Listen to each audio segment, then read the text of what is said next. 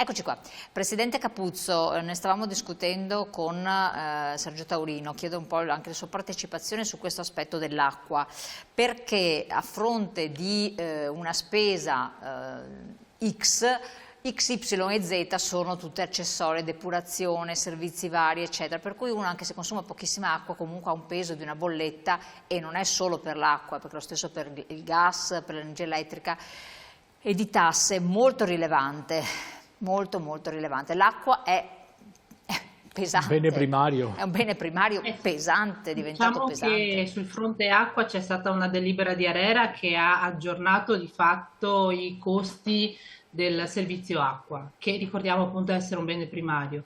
Fondamentalmente diciamo che la giustificazione che viene sempre addotta quando si parla di aumenti da questo punto di vista è relativo anche all'implementazione dalla necessità di adeguare le infrastrutture, ovvero ovviamente i sistemi di tubazione e di distribuzione, che è fondamentale, ma lo vediamo in questo caso, ma lo vediamo anche probabilmente dal punto di vista dei trasporti, se vogliamo fare un'analogia, che questo però è il frutto anche di una carente e precedente manutenzione che doveva essere fatta costantemente, ovviamente da chi ne è competente, e prima o poi i risultati si vedono. Dal punto di vista dell'acqua lo vediamo quando si verificano ovviamente le sfortunate occasioni di perdite occulte, dove ovviamente l'ammaloramento delle tubazioni provoca ovviamente delle perdite ingenti che portano al consumatore finale ovviamente un esborso eccessivo del costo dell'acqua che di fatto non viene utilizzata, e una dispersione inutile del bene comune, che ricordiamo è quello dell'acqua, e quindi comporta anche di fatto un danno, anche possiamo dirlo, per la collettività, soprattutto nelle zone in cui abbiamo visto purtroppo anche nell'estate scorsa e attualmente anche adesso nelle zone d'Italia dove purtroppo c'è una fortissima carenza di acqua. Certo, un messaggio: ma perché non vengono adeguati gli stipendi con l'andamento del costo della vita? Ci stiamo impoverendo tutti e il divario tra ricco e povero è diventato enorme. No, e poi tra l'altro è anche un boomerang. Facevo delle considerazioni, perché ad esempio se un'azienda non è in grado di produce frigoriferi e i propri dipendenti non sono in grado di comprare quei frigoriferi, per banalizzare al massimo, senza alcun riferimento, certo, è ovvio che prima o poi quell'azienda, se non ha un mercato estero, se incominciano ad avere dazi pesanti da parte di altri di paesi terzi, se il consumo interno non si muove, non va da tanto lontano, quindi sarebbe il primo interesse di aiutare, supportare primis chi lavora per quell'azienda, qualsiasi ambito, settore sia. Io ho fatto un esempio di frigoriferi perché per banalizzare, può essere stufe, può essere che so io, lacche, qualsiasi cosa, per far sì che il consumo ci sia. Se non si muove questo e non si dà la possibilità alle persone di avere la disponibilità, è ovvio che poi ci sono problemi. Poi anche l'IVA, lei c'ha rimodulabile, è stato richiesto sia da Federconsumatori che anche dalla vostra associazione e da altre, bravo, sì, che possa essere rimodulata. Cosa vuol dire questo aspetto qui? Beh, Giovanna lo può spiegare meglio di me, e la invito anche a darci il suo contributo, anche perché io vorrei parlare di altro.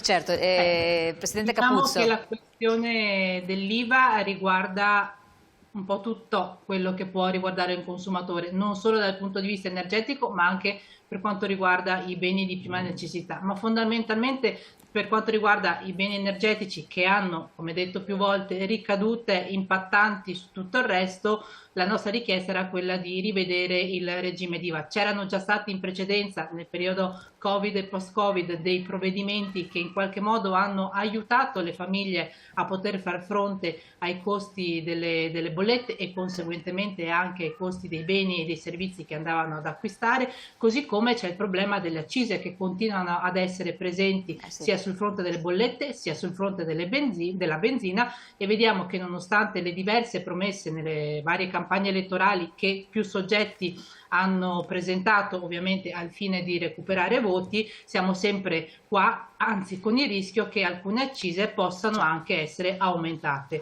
Stiamo sempre aspettando una riforma da questo punto di vista, una riforma che sarà come una riforma importante dal punto di vista delle famiglie, e ricordiamo, siamo ovviamente solidali al messaggio che prima il telespettatore ha inviato, perché ci stiamo impoverendo sempre di più. Adesso purtroppo, al di là insomma della situazione delle povertà energetiche, anche il ceto medio, che prima poteva avere una certa qualità di vita, adesso si sta impoverendo, quindi sono sempre più le fasce deboli e vulnerabili della popolazione, e il divario tra ricco e povero si sta aumentando esponenzialmente. Assolutamente. Torno un attimo la parola a un telespettatore che è al telefono. Pronto? Sì, pronto. Buongiorno a tutti. Buongiorno, da dove chiama? Da Strada alla Riviera del Brenta. Prego. Volevo dire una cosa riguardo gli aumenti. Ci sono aumenti che sono ingiustificati. Ad esempio, io ho dato le dimissioni da un'azienda per andare da un'altra parte e sono andato al CAF. Io, nei precedenti licenziamenti, pagavo 20 euro. Adesso il costo del licenziamento è passato a 25. A parte il paradosso da pagare per i. Però anche questo aumento, ad esempio, non è giustificato, come molte altre cose. Comunque, a parte questo, l'impoverimento che aumenta in Italia non solo manda in povertà le persone, ma a sua volta creerà anche, per esempio, problema alle famiglie. Ad esempio, quando una famiglia non riesce a sbarcare o fa fatica a sbarcare il lunario, potrà mandare il figlio a scuola a permettersi un'istruzione che è la base di uno Stato, è l'istruzione, no? Quindi a sua volta ci saranno gente meno istruita, togliamo i veti per carità che non sono magari importanti, però anche mandare a scuola una persona deve essere cosa, per esempio, come nei paesi scandinavi, deve essere statalizzato. Cioè, uno non deve pagare per andare all'università, deve essere come nei paesi svedesi o scandinavi, che si pagano le tasse, ma hanno tantissimi servizi. Certo. Termino con l'ultima cosa. Nel 70-75 hanno scoperto che in Canada hanno fatto un esperimento poi abbandonato. Hanno dato soldi a un paese. Risultato, la gente andava a scuola, andava a lavorare più volentieri, si curava, faceva uno sport. Quindi dare ricchezza significa che la gente andrà più a scuola, andrà più allo sport, ti permetterà molte cose. Creare povertà, a cosa serve? Certo, no, ma infatti lei ha perfettamente ragione in questo ragionamento. Io la ringrazio molto della sua partecipazione. Bene, grazie.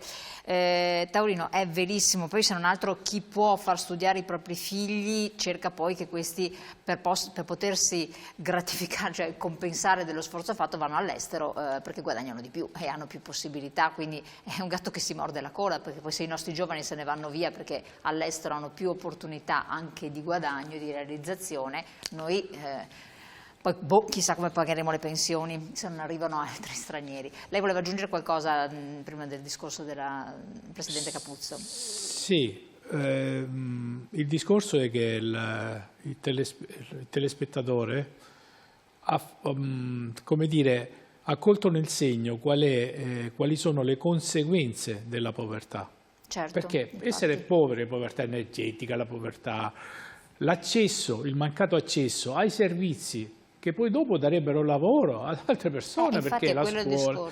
Allora, se tu non hai chi compra i tuoi servizi, se tu non hai chi compra i tuoi servizi, lei mi stava facendo, adesso mi stavi facendo l'esempio del frigorifero, cioè c'è tutta una catena, no, che va dietro proprio come conseguenza delle povertà.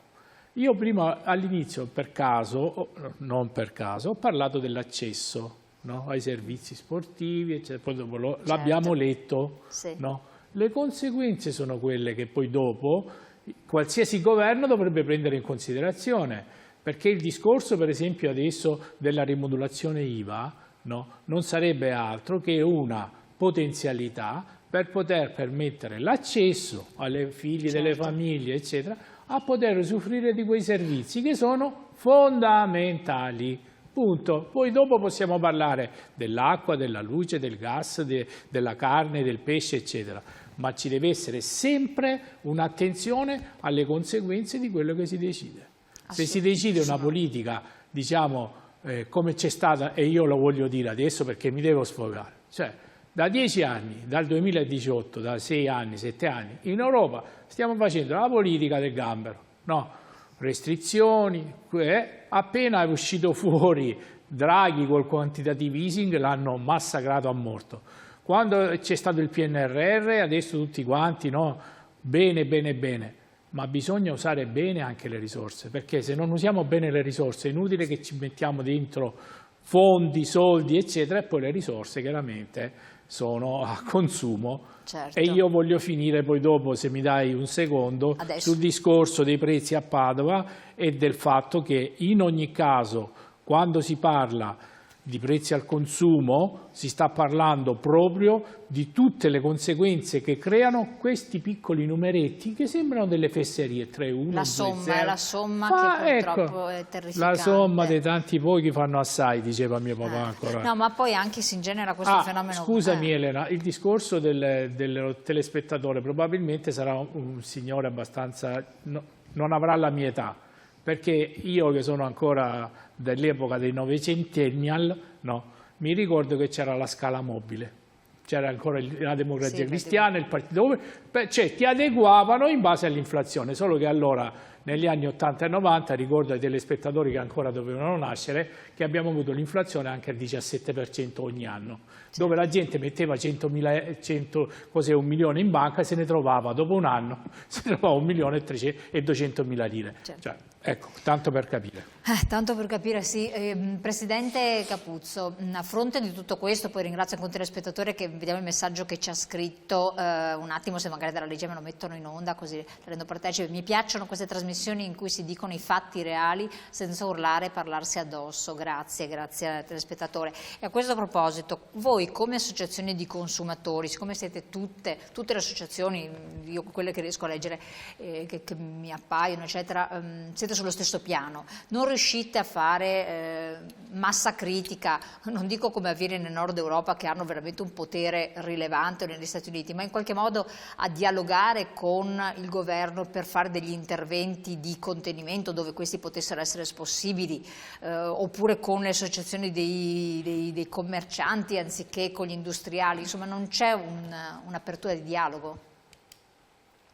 Allora, fondamentalmente da parte nostra rispetto a altri territori, parlo dell'Italia, noi abbiamo anche una normativa che non consente di dare alle associazioni dei consumatori un grosso potere. Un esempio unico è quello, per esempio, delle class action che vediamo negli Stati Uniti hanno un successo enorme. Qui in Italia purtroppo la legislazione non rende così agevole l'accesso per il consumatore alla proposizione di questo tipo di azioni legali.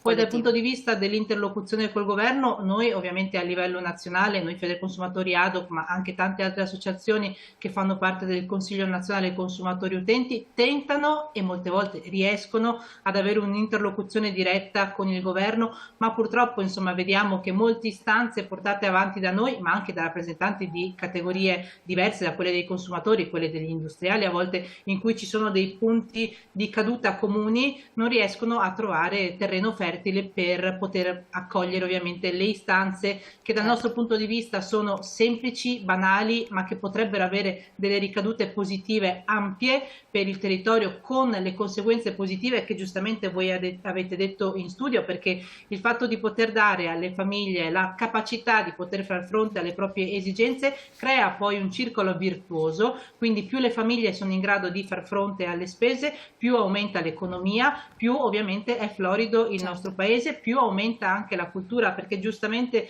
era corretto il ragionamento, il fatto che le famiglie si trovino in una situazione economica disagevole comporta anche la rinuncia non solo alle cure, come abbiamo detto, all'energia o all'acquisto dei beni primari, ma anche la possibilità di poter istruirsi e in qualche modo in un futuro far parte di chi costruisce il futuro anche per le altre generazioni. Quindi purtroppo creare anche un ambiente di, tra virgolette, ignoranza fa a volte comodo a un governo che non ascolta le istanze di chi invece dovrebbe rappresentare. governi, perché qua stiamo nei secoli dei secoli, non miglioriamo mai, ai noi. Allora, grazie Presidente Capuzzo, grazie Sergio Taurino di essere stati qui con noi, grazie anche al contributo di altre associazioni di consumatori che ci trasmettono dei dati e tutto. Parleremo ancora di questi temi, so che stanno anche a cuore a voi telespettatori che ci seguite. Io vi auguro un buon lavoro, perché so che siete presissimi. Io sono preoccupato solo per il discorso che il primo mese quest'anno che sono aumentati anche i servizi funerari e mi preoccupo perché insomma, aiuto. Allora, dopo 3 anni sono aumentati i servizi funerari. Allora, grazie, vi lascio, naturalmente ci vediamo domani, grazie molte. Grazie a voi.